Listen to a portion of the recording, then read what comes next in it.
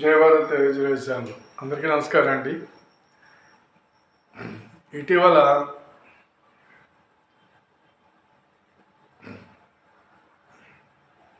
Professor Nageswararao అనేటువంటి ఒక analyst, ఒక బోర్డిస్టు, ఒక లెఫ్టిస్టు అయినటువంటి ప్రొఫెసర్ నాగేశ్వరరావు, ఈ నాగేశ్వరరావు కారణంగా ఇతను పవన్ కళ్యాణ్ గారి గురించి, అమిత్ షా గారి మధ్య ఒక సంఘటన, వీళ్ళిద్దరి మధ్య జగన్ని లోపలేసేమని పవన్ అడిగినట్టు, అది కాదు అని చెప్పేసి అమిత్ షా గారు అన్నట్టు ఏదో ఒక గాలిని సృష్టించటం అనేది జరిగింది. దాన్ని ఖండించడం జరిగింది. సరే, తను కూడా నేను మాట్లాడిన తప్పు అని ఒప్పుకున్నాడు, అయిపోయింది. ఆ తరువాత దీన్ని ఒక ప్రాంతీయవాదంగా తీసుకురావటం జరిగింది. తెలంగాణ ఎవడైతే ప్రొఫెసర్ నాగేశ్వరరావు ఈ దేశానికి కానీ ఈ సమాజానికి కానీ అతను ఉపయోగం లేనటువంటి వ్యక్తి, ఈ ప్రొఫెసర్ నాగేశ్వరరావు అనేటువంటి వ్యక్తికి సపోర్ట్ చేస్తూ కొంతమంది, పవన్ కళ్యాణ్ గారు జన సైనికులు కొంతమంది కేసు పెట్టటము వీడి మీద, ఆ కేసు పెట్టిన కారణంగా కేసు పెట్టారు, నన్ను అరెస్ట్ చేయడానికి వస్తారు, నన్ను ముట్టడించారు, ఇలాంటి సోదంతా, అలాంటిది ఏమీ జరగలేదు. ఇదంతా చేసి తెలంగాణ ఆంధ్రవాదంగా దీన్ని తీసుకెళ్ళడం జరిగింది. సరే, దీనికి ఎవడొస్తాడో ఆంధ్రవాడు చూస్తామని రకరకాలుగా కొంతమంది నోరు పారేసుకున్నారు. అక్కడ మరి ఈ పిచ్చివాగుడు వాగేటువంటి వీళ్ళనే ఖచ్చితంగా పీకి మీద అడిగేసి తక్కువలసిన అవసరం ప్రజలకు ఉంది. ఎందుచేతంటే ప్రాంతీయ తత్వాన్ని రెచ్చగొట్టడం. అది వీడెవడండి ఆంధ్రవాడు అంటానికి? ఏ తెలంగాణ ఈడు బాబు జాగీరా, ఈడుగా.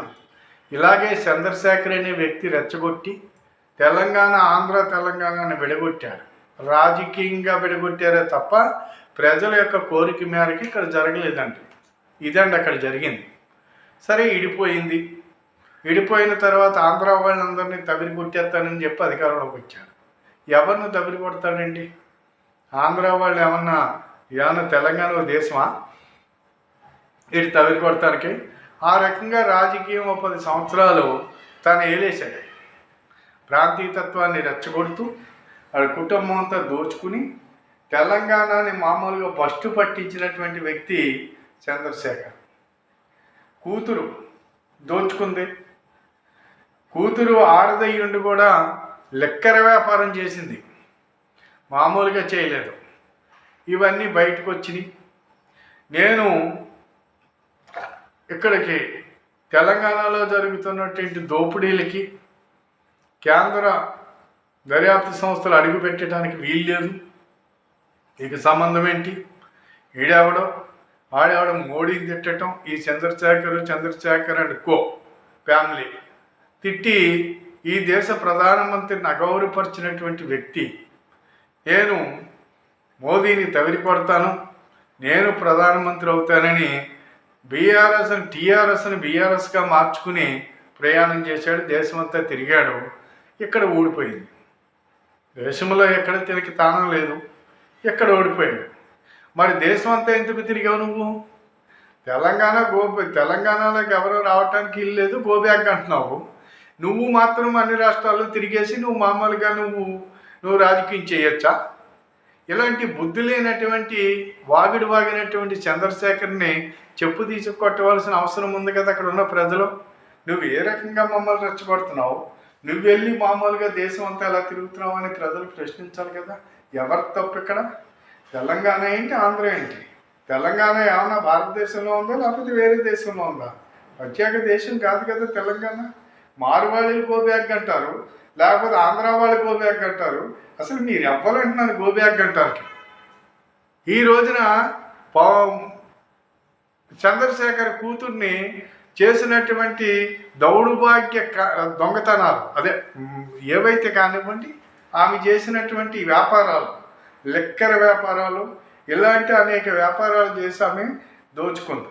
కొడుకు దోచుకున్నాడు, కూతురు దోచుకుంది, కూతురు బయటడిపోయింది. కూతురు పట్టుబడేటప్పుడు కూతుర్ని బహిష్కరించడం జరిగింది పార్టీ నుంచి. ఎంచేత కూతుర్ని బహిష్కరించడం కూతురి మీద కోపం కాదు, మళ్ళా నేను దెబ్బతినేస్తాను ఇక్కడ, ఖచ్చితంగా మనం ఇక్కడ మన ఫ్యామిలీ కూతురు బయట ఉంటుంది, పోనీ మనం మన అధికారంలోకి మళ్ళీ రావడానికి ఉంటుందని చెప్పి ప్రజల నుంచి వ్యతిరేకత రాకుండా కాపాడుకోవడం గురించి నేను కూతుర్ను కూడా బహిష్కరించాను, నా కూతురు తప్పు చేస్తే అని చెప్పేసి చెప్పుకుని ప్రజల్లోకి వెళ్ళడానికి ప్రయత్నం చేశాడు, ఓడిపోయాడు. ఇది కదండి అక్కడ జరిగింది. ఇప్పుడు కూతురు ఏం చేసింది? కొత్త పార్టీ పెట్టింది. కొత్త పార్టీ పెట్టి నా బాబు ఏమీ చేయలేదు, నా బాబు తెలంగాణ పోరాట యోధులకి ఏమీ న్యాయం చేయలేదు, తెలంగాణనే మర్చిపోయాడు, అంతే కాబట్టి నేను న్యాయం చేస్తాను. ఇది న్యాయం చేస్తుందటండి. ఈవిడ గారు లిక్కర్ వ్యాపారాలు చేసింది, ఇంకా ఏవేవో వ్యాపారాలు చేసింది. ఈవిడ గారు ఈ రోజున మళ్ళా కొత్తగా పార్టీ పెట్టి ఈ ఏంటి తెలంగాణ జనసేన ఏదో పెట్టింది, తెలంగాణ సేన ఏదో పెట్టి బయలుదేరింది. ఈమె మళ్ళీ మొదలెట్టిందంటే వీళ్ళకున్నటువంటి వీళ్ళకున్నటువంటి కుటుంబ కలహాలతోటి ప్రజల్ని రెచ్చగొడుతున్నారు, ప్రజల్ని అమాయకుల్ని చేసి వాడుకుంటున్నారు. తెలంగాణ ప్రజలు ఇప్పటికైనా సరే తెలుసుకోవాలి, తెలుసుకుని ఇలాంటి వాళ్ళని రాజకీయ సమాధి చేయవలసిన అవసరం ఉంది.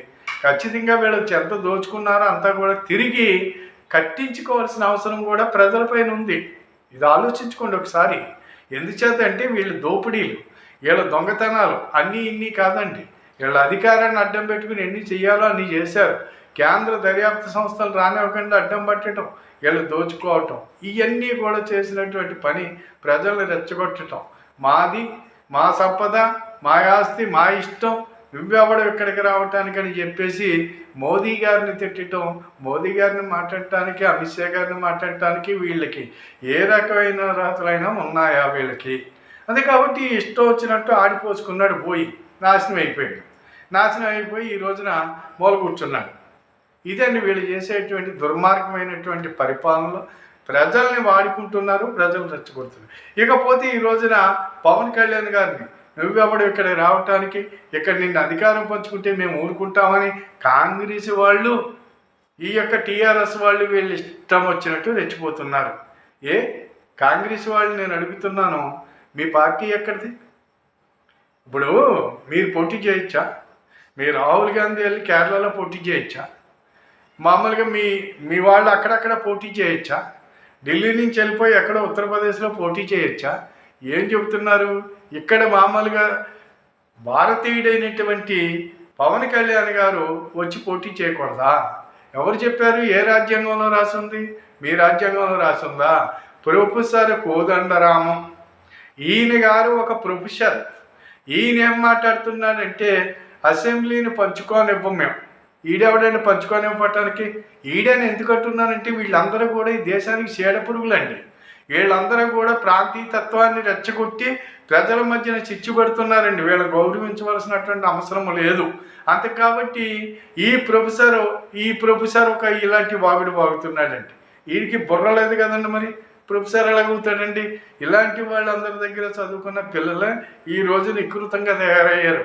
అంతే కాబట్టి ఇదండి పరిస్థితి. ఇక్కడ ఎవడో మామూలుగా మీకు ఆ కాంగ్రెస్ నాయకులు, ఇక మామూలుగా టీఆర్ఎస్ నాయకులు, వాళ్ళు మామూలుగా మీకు కేసీఆర్ కూతురు ఏమిటక్క కవితక్క, ఈవిడి గారు, వీళ్ళందరూ కూడా వాగుడికి పవన్ కళ్యాణ్ గారు తెలంగాణ వచ్చి ఆయన పార్టీ, ఆయన ఒక రాజకీయ పార్టీ. నీ బాబు ఎక్కడెక్కడో పార్టీ పెట్టి దేశమంతా తిరిగాడు కదా, మరి నీ బాబుకున్న హక్కు పవన్ కళ్యాణ్ గారికి ఉండదా? ఏం మాట్లాడుతున్నావు నువ్వు? అంటే తెలంగాణ ప్రజల్ని ఇంకా కూడా మామూలుగా మాయలో పడేసి వాడుకోవాలని చూస్తూ ఉంటే తెలంగాణ ప్రజలు తిరిగి మిమ్మల్ని అందరినీ రాళ్ళిచ్చి కొట్టే పరిస్థితి ఏర్పడుతుంది. కాంగ్రెస్ వాళ్ళని అడుగుతున్నాను, మీరు ప్రాంతీయ పార్టీగా ఒక జాతీయ పార్టీ వాళ్ళు మాట్లాడవలసిన మాటలేనాయి? నువ్వెవడో పంచుకోనివ్వటానికి, నువ్వెవడో కాదంటానికి? బయట నుంచి వచ్చి మాయావతి పార్టీ ఇక్కడ పోటీ చేస్తుంది, కమ్యూనిస్ట్ వాళ్ళు ఎక్కడి నుంచో వచ్చి ఇక్కడ పోటీ చేస్తున్నారు, లేకపోతే ఇంకో పార్టీ వచ్చి ఇక్కడ పోటీ చేస్తుంది. ఇక్కడ మామూలుగా మీకు పోటీ చేయకూడదా? పవన్ కళ్యాణ్ పోటీ చేయకూడదా? జనసేన పార్టీ పోటీ చేయకూడదా? ఎవరు చెప్పాడు నీకు? అది కాబట్టి నువ్వెవడవు ఇక్కడికి ఆంధ్రావాడు అంటే పళ్ళు రాలగొడతారు. మిమ్మల్ని పిచ్చి చేష్టలు చేయకండి. మీరు అక్కడున్న ప్రజలే మిమ్మల్ని పళ్ళు రాలగొడతారు. మేము వచ్చి కొట్టక్కర్లేదు. ఆంధ్ర వాళ్ళు, తెలంగాణ వాళ్ళు ఈ మాటలు మానేసి ఆంధ్ర తెలంగాణ భారతదేశంలో అంతర్భాగం, భారతదేశంలో భాగం. భారతదేశంలో ఏ పార్టీ అయినా ఎక్కడికైనా తిరిగి వెళ్ళి మామూలుగా పోటీ చేయొచ్చు, ఏ రకంగా అయినా ఎక్కడైనా చేయొచ్చు. పక్క దేశాలని ఇప్పుడు హైదరాబాద్లో రోహింగ్యలను పెంచి పోషిస్తున్నారు, బంగాళాదేశాన్ని పెంచి పోషిస్తున్నారు. ఇక్కడ హైదరాబాద్లో ఉన్న పార్టీలన్నీ కూడా ఎవడెవడికో పుట్టిన పార్టీలు. కాంగ్రెస్ వాళ్ళు కానివ్వండి, కమ్యూనిస్ట్ వాళ్ళు కానివ్వండి, ఎవడెవడో మజ్లిస్ పార్టీ ఉంది అది కానివ్వండి, ఇవన్నీ ఇక్కడికి కాదు కదా. ఇవన్నీ కూడా ఎక్కడెక్కడి నుంచో తెచ్చుకుని వీటిని అడ్డం పెట్టుకుని బతుకుతున్నటువంటి వీళ్ళకి దేశం ఏంటి, దేశ పరిస్థితి ఏంటి, దేశంలో మనం ఏ రకంగా బతకాలి, ఏ రకంగా మనం మాట్లాడాలనేటి ఇంచిత జ్ఞానం లేనటువంటి పార్టీలన్నీ ఎక్కడికక్కడ ప్రాంతీయవాదాన్ని రెచ్చగొట్టాలనేటువంటి పరిస్థితిని మీరు వదులుకోకపోతే ప్రజలు గమనిస్తున్నారు, ప్రజలు తిరగబడతారు, ప్రజలు మిమ్మల్ని తవిరి కొడతారని నేను ఖచ్చితంగా చెప్పగలను. మీరు ఇప్పుడు వరకు కులాలుగా మతాలుగా మీరు మీ ఇష్టం వచ్చినట్టు ప్రాంతాలుగా రెచ్చగొట్టి మీ పబ్బాలు గడుపుకుంటూ వచ్చారు కదా. ఆవిడ పొన్నం ప్రభాకర్ వీళ్ళందరూ ఏం మాట్లాడుతున్నారో తెలియట్లా. నువ్వెవడివి? నువ్వు తెలంగాణ ఇక్కడ ఆంధ్రావాడు అంటానికి నువ్వెవడవే? తెలంగాణలో సగం మంది ఆంధ్ర ఏంటి, తెలంగాణ ఏంటి, ఇదంతా కూడా ఒక దేశం. ఈ దేశంలో నువ్వెవడు మాట్లాడటానికి? నువ్వు నీ పరిధిలో నువ్వు ఉండాలి, నీ పాలన నువ్వు చేసుకో, నీ పోటీ నువ్వు చేసుకో, అంతవరకే. ఇక్కడ అంతే తప్పించి ప్రాంతీయతత్వాల్ని ఇక ఆవి చేయకపోతే ప్రజలే మీకు రాబోయే రోజుల్లో బుద్ధి చెబుతారు. అంతే కాబట్టి మీరందరూ కూడా ఒళ్ళు దగ్గరెట్టుకుని మీ రాజకీయాలు మీరు చేసుకుంటే బాగుంటుందని చెప్పేసి సందర్భంగా మీకు నేను మనవి చేసుకుంటూ, మరి మీరందరూ కూడా ఈ యొక్క వీడియోని చూసి ఖచ్చితంగా ఈ వాదాన్ని ప్రతి ఒక్కరూ పవన్ కళ్యాణ్కి మద్దతుగా నిలబడటానికి మనమందరం కూడా ఉమ్మడ తెలుగు రాష్ట్రాల యొక్క ప్రజలు ఖచ్చితంగా పవన్ కళ్యాణ్కి అండగా నిలబడటానికి మనం అందరం కూడా నడుం కట్టవలసిన అవసరం ఉంది. మనమందరం కూడా జై పవన్ కళ్యాణ్, జై జనసేన అంటూ పవన్ కళ్యాణ్కి మద్దతుగా నిలబడాలని చెప్పేసి యావత్తు సమాజానికి నేను ఈ ప్రాంతీయవాదులందరినీ కూడా మనం అనగదొక్కాలి. వీళ్ళందరినీ కూడా మామూలుగా వీళ్ళందరినీ చెప్పుతో కొట్టాలి, రాళ్లతో కొట్టాలంటే మనం ఈ జాతీయ భావాలు ఉన్నటువంటి నాయకత్వాన్ని మనం ముందుకు తీసుకెళ్లవలసిన అవసరం ఉందని చెప్పేసి కోరుతున్నాను. ఖచ్చితంగా మీ అభిప్రాయాలు కూడా తెలియజేయమని చెప్పేసి మరీ కోరుతూ ఈ వీడియో 10 మందికి షేర్ చేయండి, సబ్స్క్రైబ్ చేయమని కోరుతూ చాలా తీసుకున్నాను. జై భారత్, జై హింద్.